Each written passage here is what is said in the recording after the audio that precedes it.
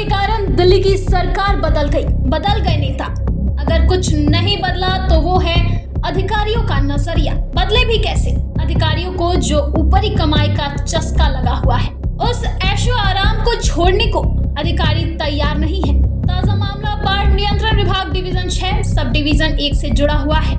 JEE और एई का भ्रष्ट गठजोड़ पूरी तरह से बेखौफ होकर सरकारी खजाने को अपनी निजी तिजोरी समझ चुका है। ठेके पर कार्यरत जेई साहब सरकारी पैसे से ऐशो आराम की जिंदगी जी रहे हैं। विभाग की ओर से लगभग मात्र 33,000 रुपए की सैलरी पाने वाले जेई साहब की ऐशो आराम की जिंदगी काली सच्चाई आप सुनोगे तो आपके होश उड़ जाएंगे।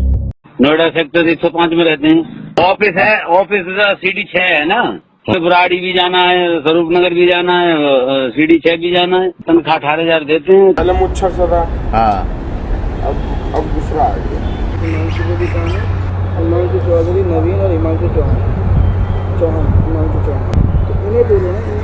सूत्रों से मिली जानकारी के मुताबिक जेई साहब करीब 18,000 रुपए अपने प्राइवेट ड्राइवर को सैलरी देते हैं और नोएडा से डिवीजन 6 तक काम पर आने जाने के लिए प्राइवेट गाड़ी बलेनो कार पेट्रोल से चलती है।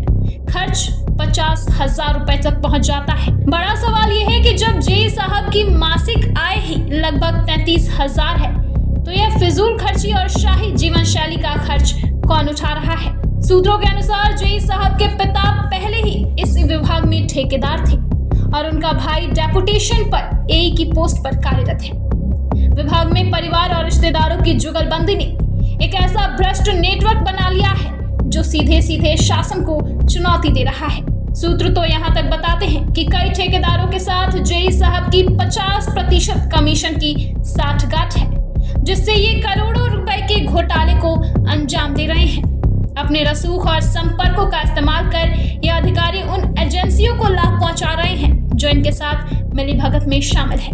जब गठबंधन समाचार की टीम ने जेई साहब से इस पर सवाल किए तो उन्होंने अपने ऊपर बैठे अधिकारियों की मिलीभगत और विभागीय भ्रष्टाचार की परतें खुद ही खोल दी। हिमांशु की दुकान है, हिमांशु चौधरी, नवीन और हिमांशु चौहान, हिमांशु चौहान, तो इन्हें बोलो ना। अब सवाल यह है कि क्या शासन प्रशासन इस भ्रष्ट तंत्र पर कोई कार्रवाई करेगा या फिर ये लूट यूं ही चलती रहेगी?